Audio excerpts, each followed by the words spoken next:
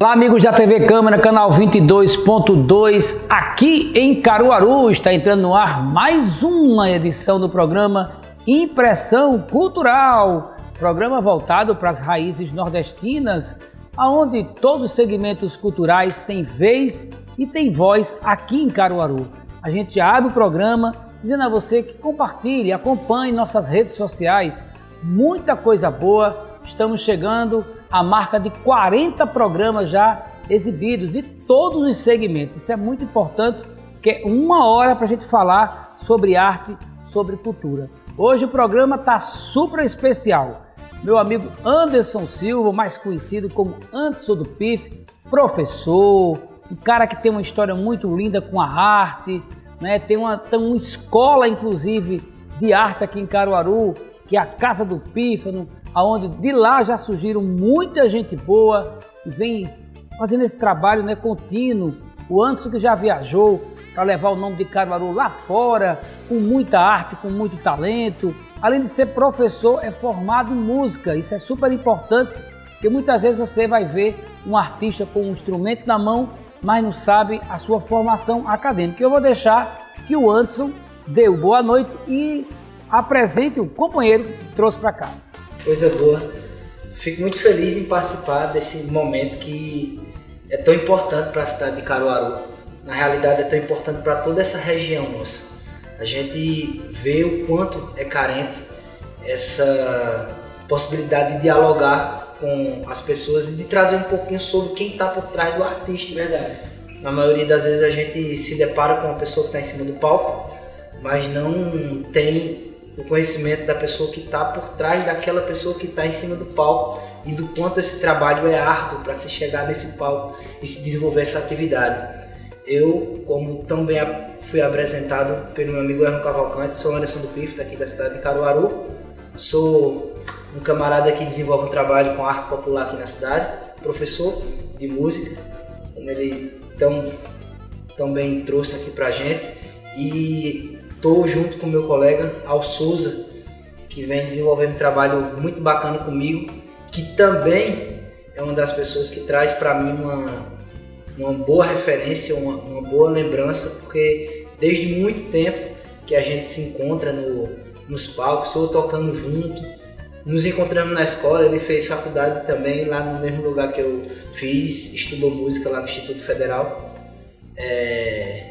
Outro instrumento, estudou percussão e bateria enquanto eu estudava flauta, mas ele também tem a formação que é tão importante nesse momento de se transmitir para essas novas gerações que vêm querendo entender como se dá essa relação entre as pessoas que se dizem novas, porque o novo só é novo diante dos olhos das pessoas, mas o novo já é uma repetição de uma coisa que lá atrás já existia de uma forma tão bonita, e a gente está trazendo esse novo, que não é novo, mas que se apresenta como uma novidade a partir da junção de dois instrumentos, que é o pífano e o pandeiro.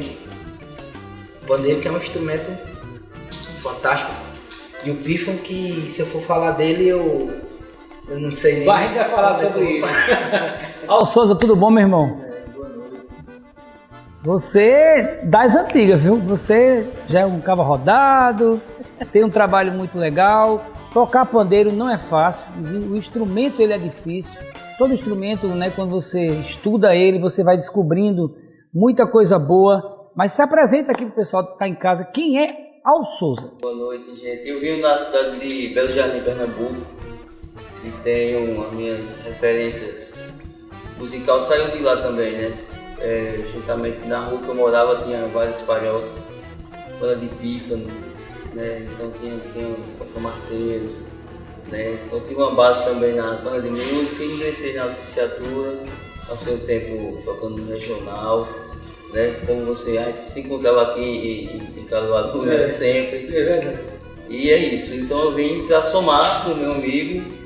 Então a ideia é, se um grupo com 10 pessoas, a gente está tentando fazer com duas pessoas, que é justamente adaptando alguns ritmos no pandeiro, né? Porque, por exemplo, tem ritmo que eu preciso adaptar aqui o ganzá, o triângulo e o ritmo da zabumba em um só instrumento. E não é fácil. Não é fácil. Então tem uma dedicação, tem horas de estudo. Às vezes eu inicio de 7 e vou até 1 da tarde. Entendeu? Quer dizer, então, isso mostra, gente, a importância, né, do artista popular. E aí a gente traz dois mostrando formação acadêmica, que é super importante, a visão de mundo, a importância de beber nessa fonte chamada cultura popular, que é uma fonte insaciável. Quanto mais você bebe, mais você tem sede de aprender, né? E isso é importante. Eu digo isso em todos os segmentos. Antes, como é que começou essa história, você e a arte? Eu nasci aqui em Caruaru, no meio da década de 80, e eu nasci no pé do monte. Então eu tive a oportunidade de basicamente participar de muitas festividades onde a cultura popular estava presente, inclusive a própria festa da Rua 3 de Maio, de onde saiu uma das raízes que deram origem ao São João do Caruaru, onde eu pequeno, uma das diversões que a gente tinha era esperar a chegada do carro da Pitu. E era muito engraçado isso, porque o pessoal ficava aguardando a chegada desse carro da Pitu e tinha gente que se deitava na pista para ele não ir embora. No final, o pessoal se deitava para ele não sair. A gente montava palhoças. Eu muito pequeno, mas eu tenho uma lembrança muito firme disso. E eu também tenho o meu avô, o pai da minha mãe, no caso, que eu não sabia. Eu soube há pouco tempo atrás, há 5, 6 anos, que ele foi embora andando pelo mundo, mas com a viola, que ele era repentista. Então ele abandonou a família pela viola e foi embora. Deixou o pessoal em casa e saiu com a viola e nunca mais voltou. Saiu pelo mundo com a viola. Minha avó era feirante, então ela saía muito cedo de casa, ela vendia cocada, vendia doce lá na feira de Caruaru. E ele tinha um banquinho ali por trás da Igreja da Conceição. Então você bebeu nessa fonte da própria família, né? Da própria família. E meu avô era rezador e foi um dos primeiros moradores do Morro do Bom Jesus. A casa dele era em frente à casa que depois foi construída e quem morava lá nessa era por nome de Terezinha, que era vizinha à igreja de Santa Luzia. Então meu avô, ele foi uma das primeiras pessoas a chegarem ali no monte. Então aquele lado de casas onde hoje tem aquelas antenas era a casa do meu avô, da minha tia, da minha outra tia e de uma pessoa que ele tinha dado um pedacinho da terra que no tempo não era nem dele, era da diocese, mas o povo foi chegando, entrando ocupando, né? E ocupando. Então eu tive uma proximidade muito, muito grande. Meu pai, apesar de pouco estudo, meu pai ouvia muita música boa. Então ele tinha a presença de muita gente da cultura popular, assim como também tinha a presença dentro de casa de coisas muito, muito requintadas, como Nelson Gonçalves, como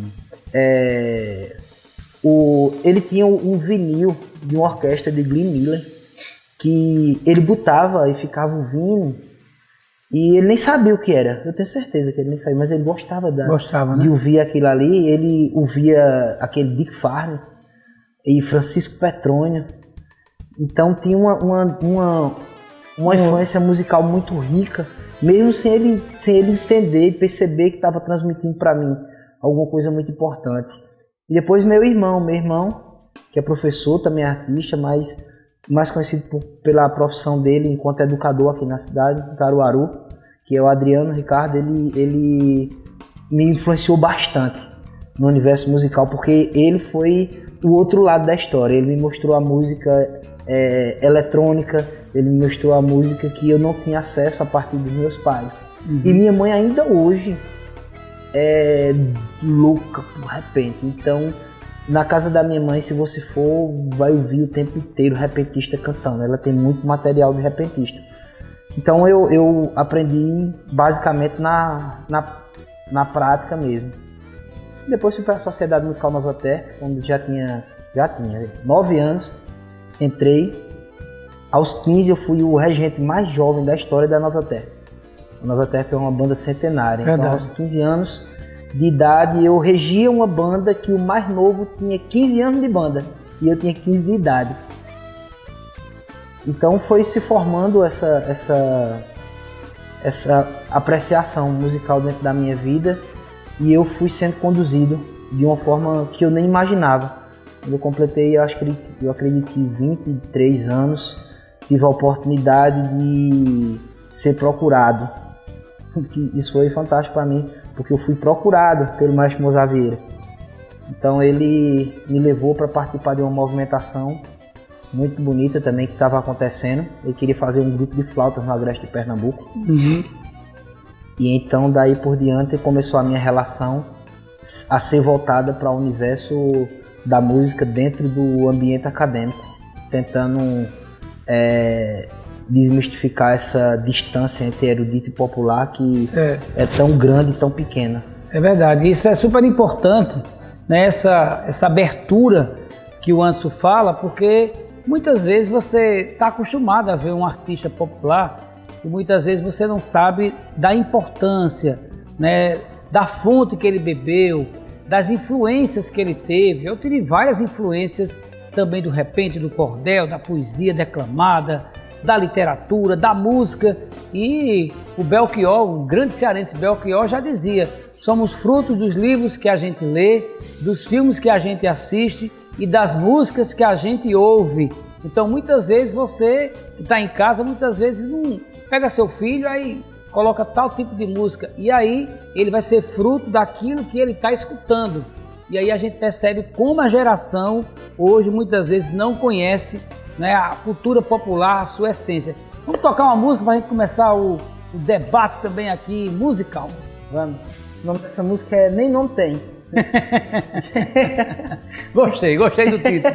É um título massa.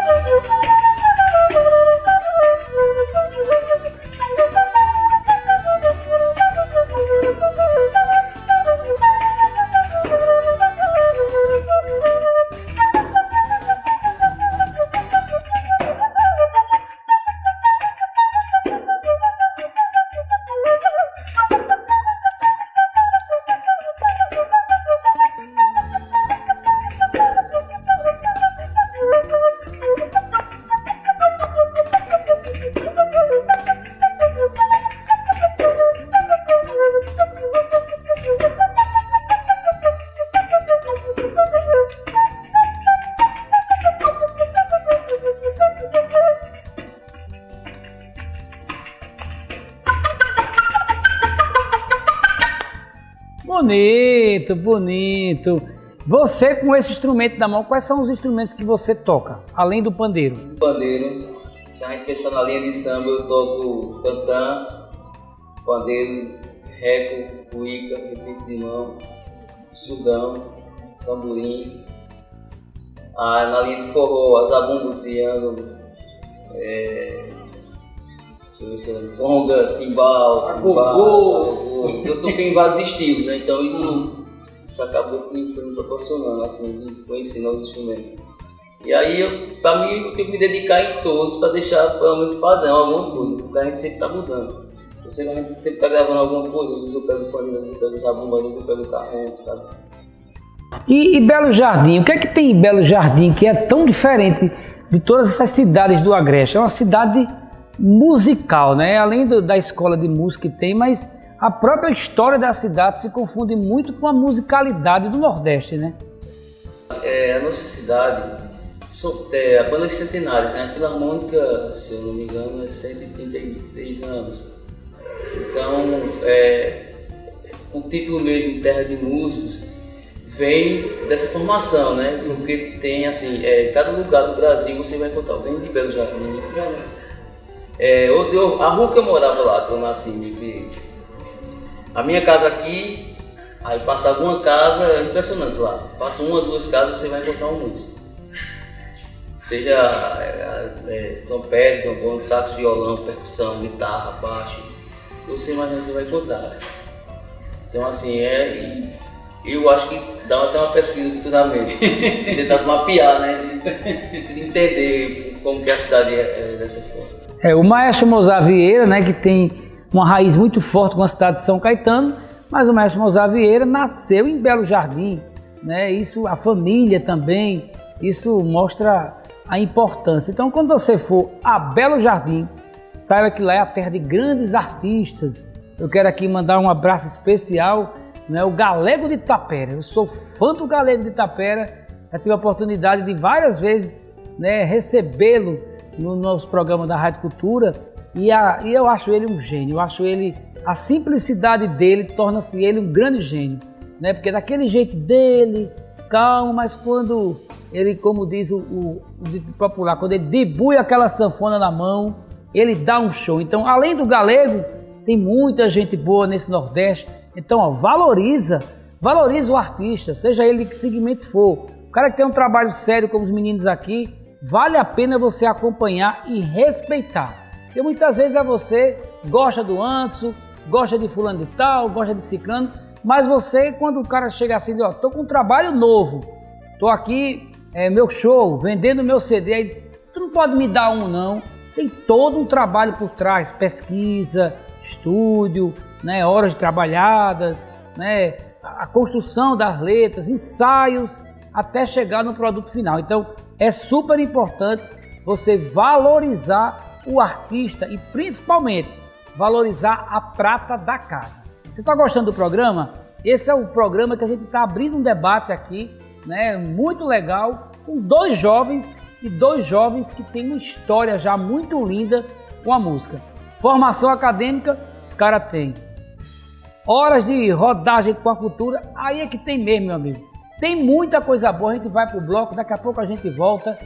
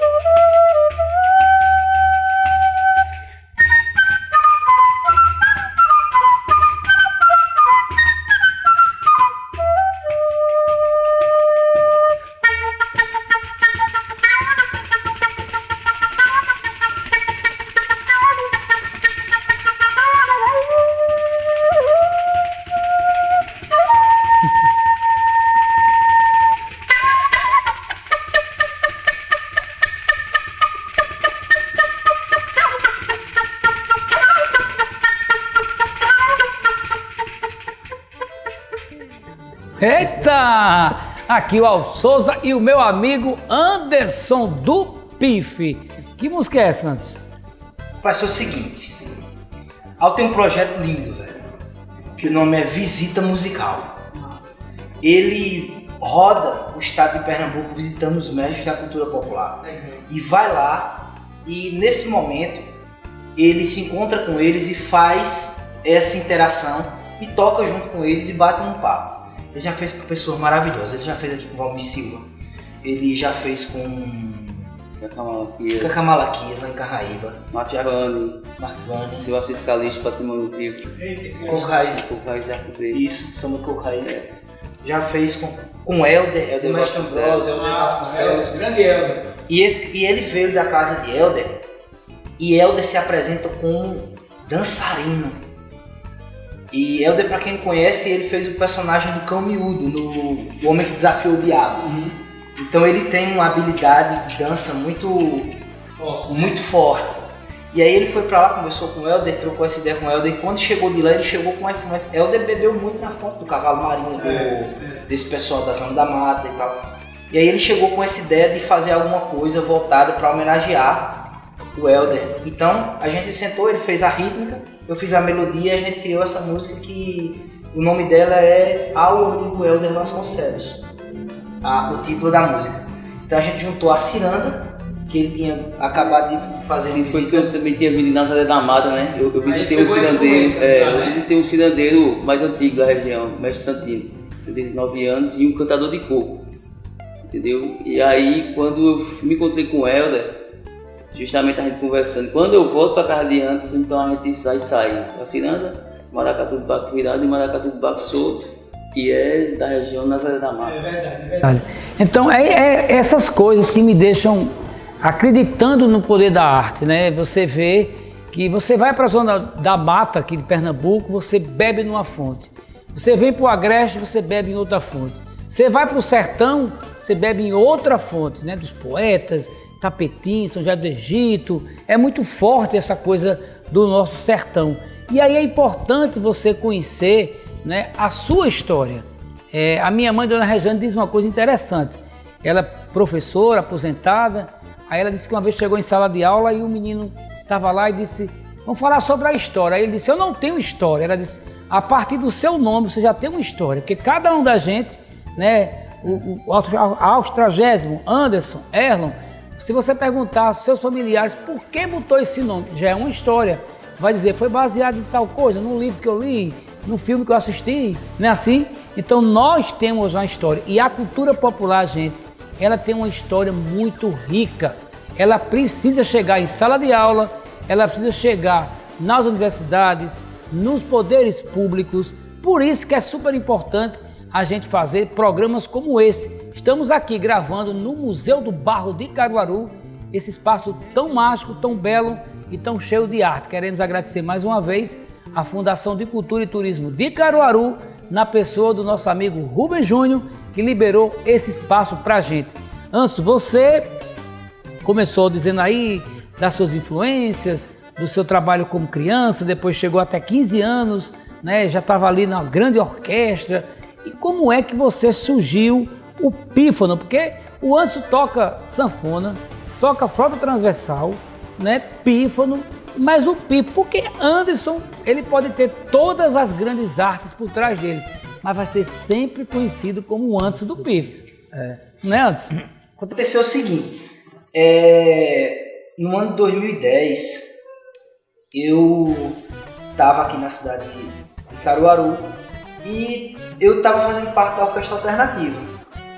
E a gente foi convidado, a gente tocou em uma feijoada, em uma casa de recepção aqui na cidade, e quando eu cheguei lá, quem estava lá tocando era o mestre Bill de Pífano. É um grande mestre, né? Rapaz, ele fez coisa com o pífano que estava fora do meu entender. E aí isso começou a despertar algumas coisas, porque pouco antes de 2009, eu acredito, eu tinha visto uma banda de pífanos tocar na cidade de Caruaru que tinha chamado muito a minha atenção. Mas naquele momento chamou minha atenção. Logo após eu já tinha esquecido, porque eu estava muito voltado para a questão. Meu instrumento mesmo de formação era o saxofone. Então eu estava lá no saxofone, estava em outras ideias e vendo outra história. Mas aí começou a despertar uma curiosidade em mim em relação a essa musicalidade que existia dentro da cidade de Caruaru, e eu nem sabia que estava sendo despertado em mim, porque eu ia observar eles tocando, mas eu não ia com interesse de ouvir eles tocando, eu ia ver o que eles estavam tocando junto com as pessoas que eles tocavam. E esse grupo específico, em especial, que me chamou a atenção, era uma banda de pífanos que, para começar a destruir tudo e quebrar o conceito que eu tinha de banda de pífanos, já tinha um cara que tocava ao contrário. O pego, né? Era. Ele já tocava ao contrário, não enxergava com o olho e tocava muitas músicas autorais. Isso me chamou muita atenção. E ele tinha uma grande particularidade, que ele era basicamente um regente. Eu entendi ele como um regente de uma orquestra, porque a percussão da banda que ele liderava não era melhor nem pior do que nenhuma outra banda, mas era diferente. Então, quando chegou no ano de 2011, isso, o professor Mozart me chamou a atenção e disse: Anderson, você sabia que existe uma grande relação entre o saxofone, entre você e a música regional e tal? Eu disse: e tem, professor? Ele disse: tem. O seu jeito de tocar é muito influenciado pela música regional.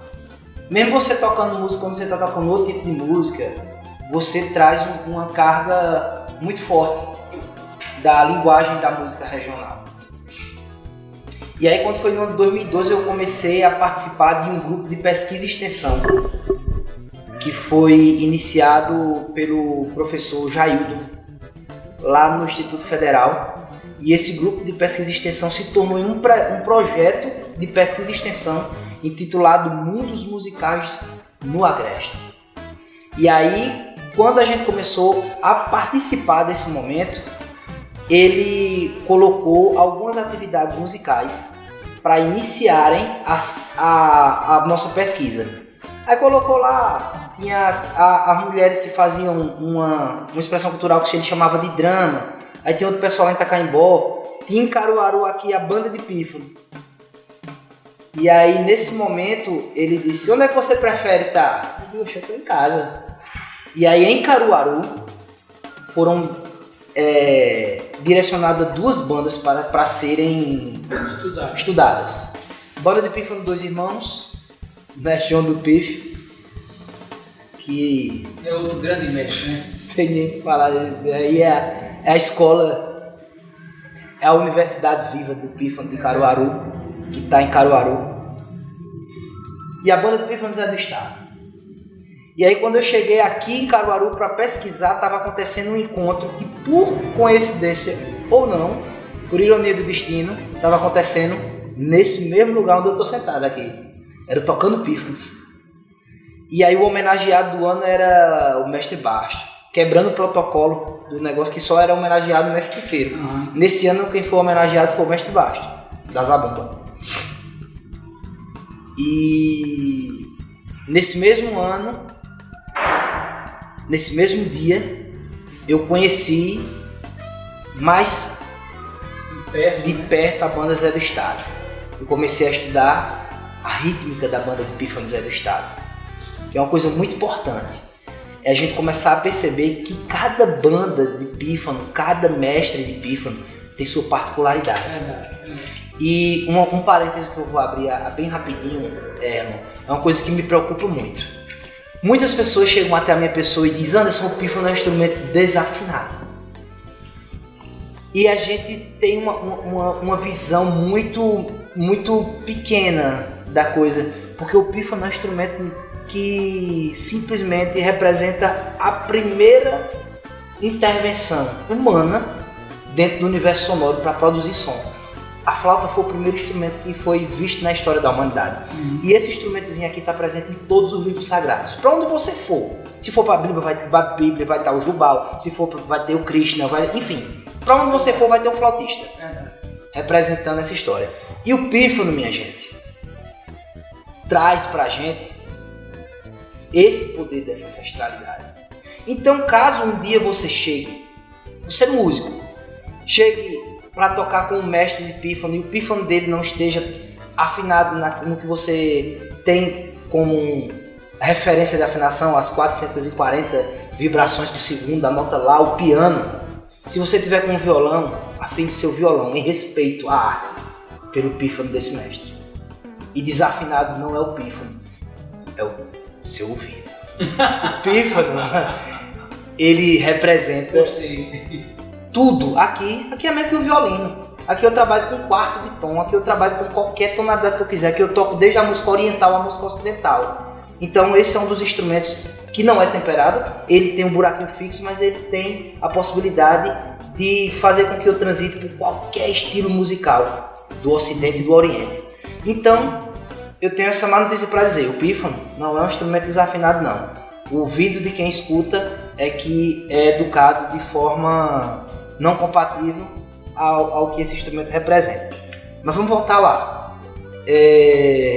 Eu tive a oportunidade de me encontrar com a banda de Pífano Zé do Estado e começar a estudar a rítmica da banda de Pífano Zé do Estado e a perceber que eles tinham um jeito não melhor nem pior do que nenhuma outra banda, mas eles tinham um jeito específico de tocar as coisas.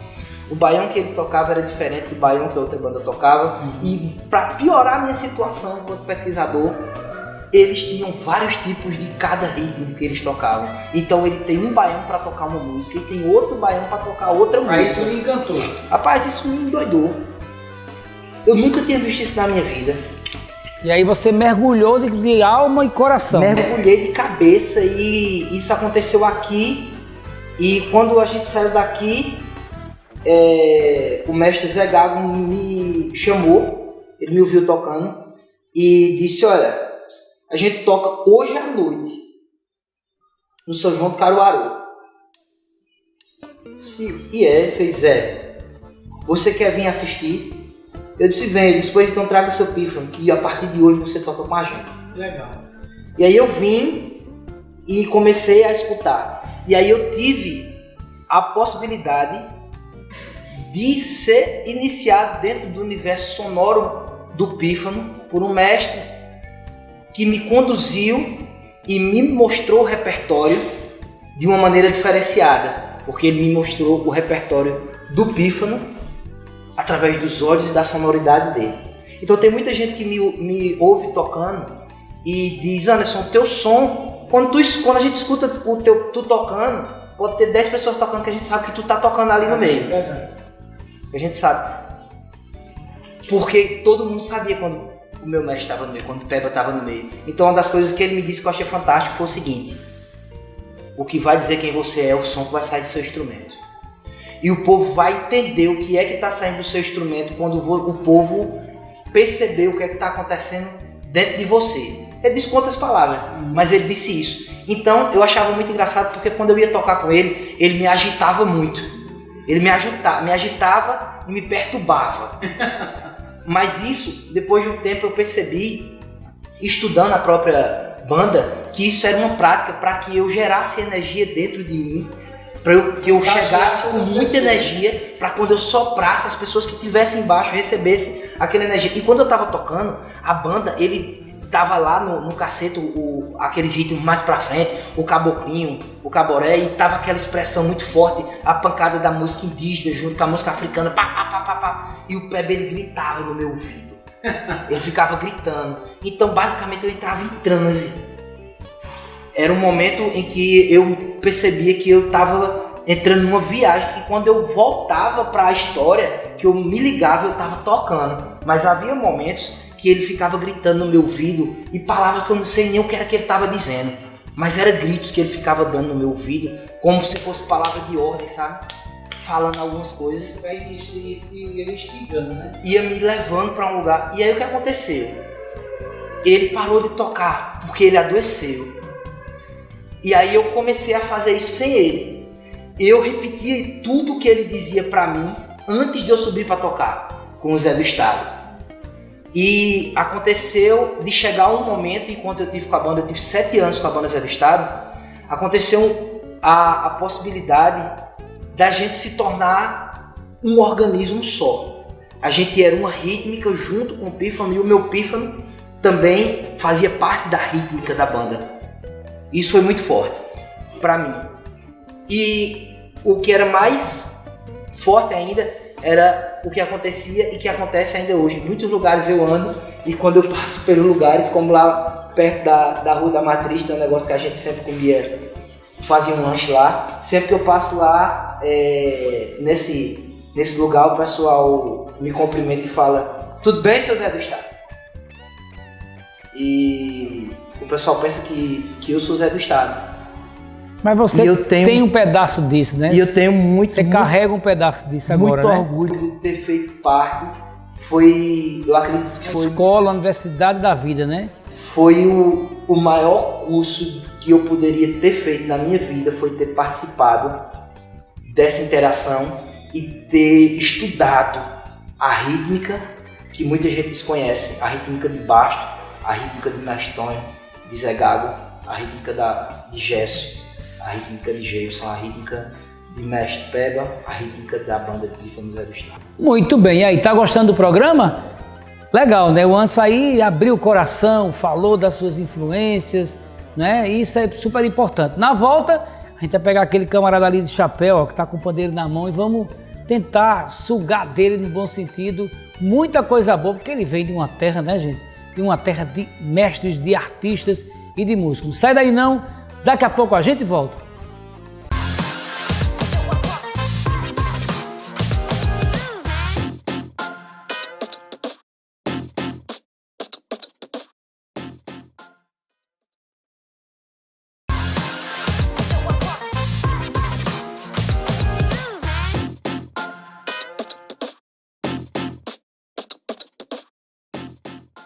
Voltamos com o programa Impressão Cultural aqui na sua TV Câmara, canal 22.2. A gente já aproveita e pede para você compartilhar os nossos programas. Tá passando aqui, ó, os nossos contatos e também o nosso e-mail e principalmente o nosso YouTube.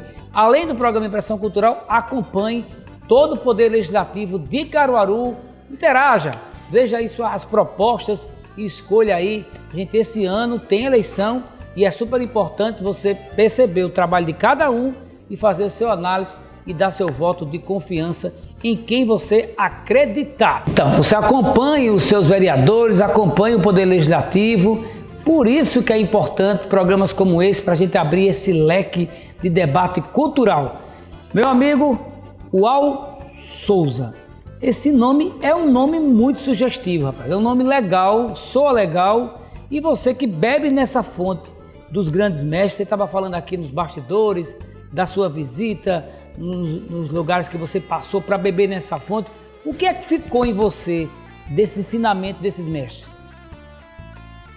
Em primeiro lugar, né, e toda influência, toda batida, ela ficou dentro de mim, assim, no meu coração, né? Porque eu venho de uma família tradicional de música da cidade. Mas aí eu fugi da linha de instrumentos de sopro para percussão, né? Iniciei com 8 anos, então o meu contato com meu pai me levava era com Demas Santos, era o Galileu da Tapela tocando, era a Redenção, era a Ciranda, né? Então o que ficou para mim foi gratidão e todas essas influências que eu tenho ficaram enraizadas dentro de mim, porque eu escutei os caras tocando, os mestres tocando, né? Eu escutava uma zabumba dentro de uma palhoça, eu escutava uma banda de pífano na rua. Quer dizer, o instrumento percussivo sempre teve mais presente na sua construção, né?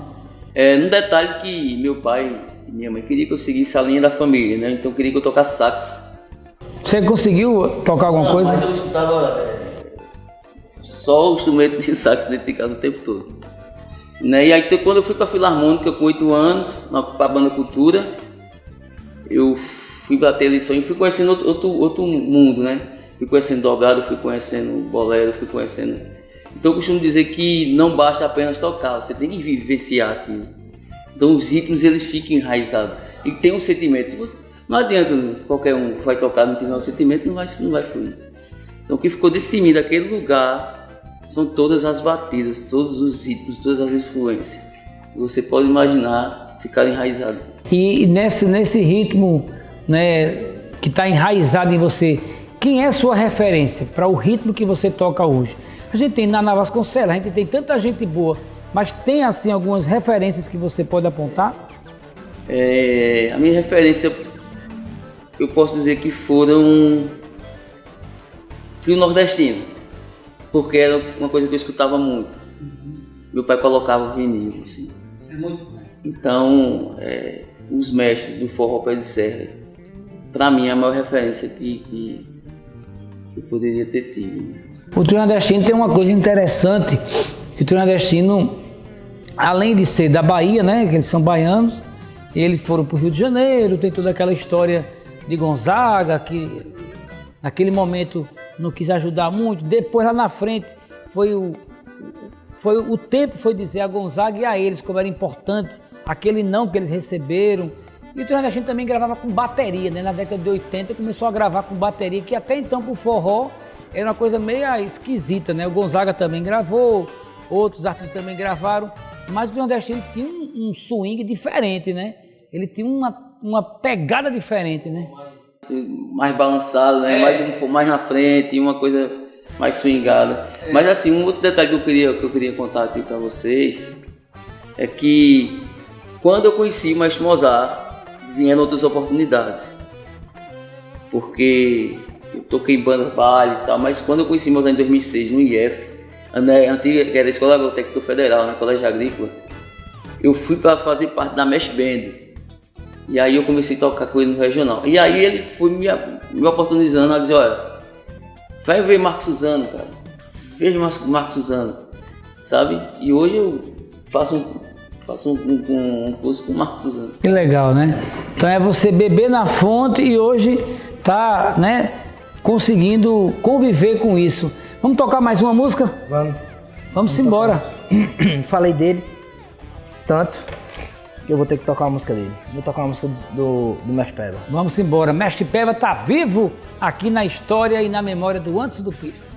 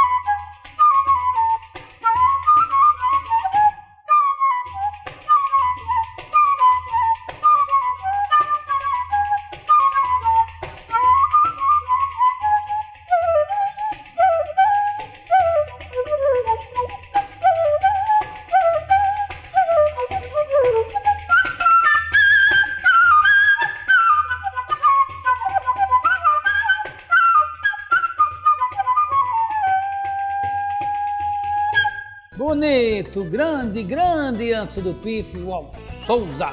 E aí eu fico assim imaginando, antes, por quantas crianças já passaram por vocês? Nas oficinas, nos debates, porque vocês são jovens. Qual a sua idade antes? Eu tenho 36 anos. E 35 anos. E você? Então veja, a gente está na mesma geração, né? Eu tenho 48, estamos na mesma geração que bebemos nessa fonte. Como é ensinar antes a essas crianças, a essas pessoas que procuram vocês? Pode falar os dois, fiquem à vontade. É prazeroso você pegar um instrumento de uma criança. Eu lá em Belo Jardim, eu faço um trabalho com banda marcial, então a faixa etária é desde de 8 até 16. Também aula de flauta doce, aula de violão popular para iniciante. Então tem alguns alunos assim que é diferente, assim, percussão, bateria, então não sei a quantidade assim para falar. E para mim é muito gratificante quando eu chegava alguma criança para mim do zero assim, falava que não, já de cara, não vou conseguir tocar tal instrumento. Mas não é assim, então qualquer um que queira aprender. Tem idade para aprender? Não, tem não. Eu também acho que não tem. Dedicação, eu acredito. Tipo, você quer aprender, você consegue. Agora tem que ter uma dedicação, né? O Maestro Mozart, já que a gente falou tanto do Maestro Mozart, o Maestro Mozart tem umas frases memoráveis que ele diz, né? O Maestro Mozart da Orquestra de Pífano de Caruaru e de tanta coisa boa. Ele disse que o cara tem que tocar no mínimo, acho que é isso que ele diz, 8 horas por dia o instrumento, né? Ou é 10 horas por dia. Parece que é assim, quando você não toca um dia, você perde uma semana. Tem uns negócios que ele diz assim, isso é verdade? É verdade. É verdade. E eu acredito que a gente tem uma grande deficiência em perceber o quanto a música está presente na vida da gente e que a música também está muito além do tocar o instrumento. A música, a musicalização, a gente, veja só, eu acredito que Pernambuco é o estado mais musical do país. Eu também acho. E em contrapartida a isso, é um dos menos musicalizados. A oportunidade de poder chegar até a essa arte através da nossa educação de base, que é onde está o X da questão. Eu vejo muita gente, eu tive um encontro há poucos dias e um camarada me questionou, disse: rapaz, o que é que você acha de Alok no São João do Caruaru? Eu disse: rapaz, eu acho fantástico. Eu acho fantástico acontecer a interação de tudo o que é música dentro de um dos maiores festivais de música da América Latina. Porque para mim o São João do Caruaru é tal qual o Rock in Rio. E agora com essa estrutura diferenciada, onde o forró tem um protagonismo, o rock tem um protagonismo, o coisa tem um protagonismo, o não sei o que tem um protagonismo, e tudo tem uma possibilidade de dialogar, rapaz, isso é uma coisa fantástica. A gente tá vivendo um momento onde lá eles criam a cidade do rock no Rio de Janeiro, né? Caruaru está se transformando em uma cidade multicultural, que é uma tendência que é o estudo dos grandes musicistas e os grandes intelectuais da música da contemporaneidade. Um dos caras mais fantásticos da mundo, junto da música, o cara que eu mais sigo, que hoje eu tenho a oportunidade de ser aluno dele, ele é o aluno do Suzano, eu sou aluno do Itiberê Zoar, que é o baixista e arranjador de Hermeto Pascoal. Caramba! Então esse camarada, ele traz as influências de tudo que é música, de todo lugar, da história toda, e quando ele junta tudo, a gente começa a ver que o rock é o forró, e que o forró é o rock, que tudo é uma coisa só que está tocado por pessoas que têm influências diferentes, e o ouvido dessas pessoas vem sendo treinado de maneira diferente. Então, a partir do momento que a gente começa a ter a possibilidade de ter o acesso no início da nossa trajetória, a gente começa a poder escolher o que a gente quer ouvir. Verdade. Entendeu? Então, se a gente não tem a possibilidade de escolher o que a gente quer ouvir, a gente só vai ouvir o que colocarem aí fora. E o que se coloca aí fora é justamente o que vai evitar de você ter a possibilidade de escolha. Então, eu começo a fazer a olhar para dentro assim e perceber o quanto eu fui oportunizado por, aos 9 anos de idade, ter um saxofone pendurado no meu pescoço, não é? Mas eu também tinha um pai que escutava um negócio, como você falou aí, dentro de casa. Eu tinha um irmão que escutava a história, eu tinha uma mãe que escutava um negócio, então isso começou a desenhar dentro da minha cabeça sem eu perceber, isso foi me conduzindo de alguma maneira. Então eu acredito que a gente tem a maior satisfação do mundo em receber uma criança, entregar um pífano, entregar um instrumento, seja qual for, mas um pífano principalmente, porque o pífano, para mim, ele está muito além de ser um instrumento musical. O pífano, ele é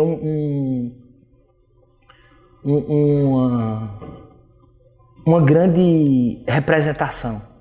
O pífano é o tocador de pífano, o pífano é o cara que passa o dia inteiro trabalhando no roçado, o pífano é o cara que tem uma família, que ama e que toca para animar aquela família. Existe uma estética que toda por trás do pífano, que conduz essa história do pífano, que é muito além do som do pífano. Você também fabrica, Anderson?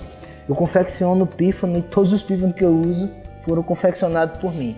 Inclusive, Teve até tem pessoas assim que acham estranho, porque é padronizado tudo na orquestra de pífano. O maestro Mosé, ele tem um padrão e tudo mais, mas eu toco o meu pífano, porque eu aprendi a deixar o meu pífano com a afinação do pífano de todo mundo. Então, o pessoal que toca com o pífano, que ele tá um pouquinho abaixo, que ele não tá na afinação de sol, que é o que o pessoal usa. Embora o meu não é nem sol, meu é lá, esse daqui. Aí diz, Anderson, mas o teu... Não, eu digo, não, eu acho. Você vai procurando e chega. Eu acho, pode ficar tranquilo. Anderson, você tocou as 3 músicas com esse. E qual a diferença desse som para o outro? Exatamente. O que acontece? Esse instrumento daqui, ele, para mim, nesse formato e com essa perfuração, foi o que eu herdei de Peba. Entendeu? Não é o pífano que eu herdei dele, mas é a régua. O que seria a régua? Essa era exatamente a afinação do pífano que Peba utilizava. Entendeu? Era um pífano que o pessoal chama ele de régua inteira, né? Tem um 3/4, que é esse daqui, que é basicamente 3/4 da régua inteira. E tem um de meia régua, que é metade desse pífano grande. Mas o que é que eu acho especial nesse pífano? Ele tem esse alongamento aqui, que era justamente porque Peba encostava o pífano aqui para tocar. Né? Ele tocava encostado aqui. E ele é quase na medida do diapasão. Mais uma vez eu perguntei a ele, mestre, porque ele é tão próximo e não é. Ele disse, porque se você quiser um desses que você quer aí você compra uma flauta e toca. Isso aqui é um pífano. Vamos escutar um som com ele? Vamos lá. Vou tocar uma música que eu toquei com ele. E foi uma das músicas, da primeira música, eu acredito que foi a primeira música que eu toquei junto com ele. E foi a última música que eu toquei pra ele. Então vamos tocar, vamos lembrar do mestre Peba com carinho, vamos lá.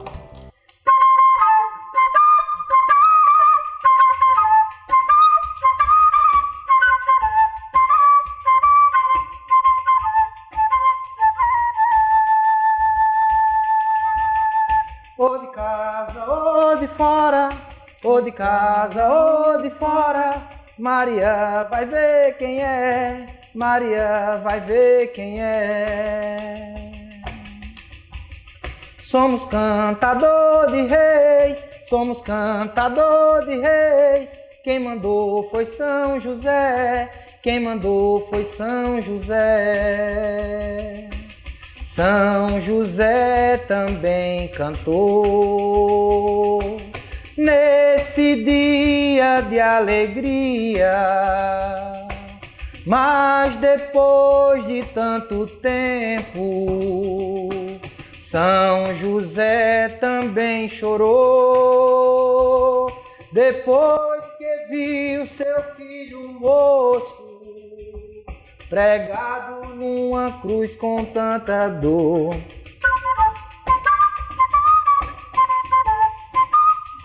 Legal, né? Que legal, a gente chega à reta final do programa, deixa eu tocar mais um pouco com o UAU aí, e a gente percebe a riqueza.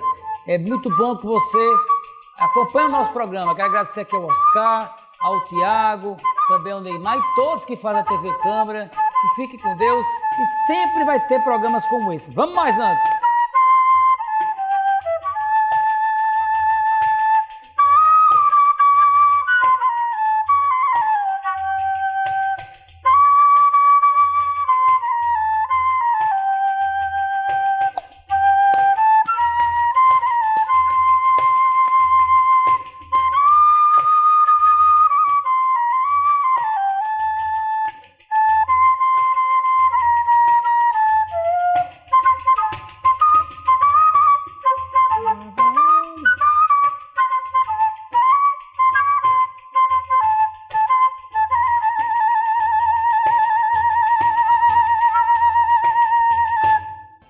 Valeu! Obrigado aos dois por ter vindo. Espero que você está em casa, tenha gostado e também aqui nas redes sociais. Obrigado, Anderson. Obrigado, meu amigo Alco. Tudo de bom para vocês dois. Sucesso e boa sorte. Valeu, a minha equipe, e até o próximo programa, se Deus quiser.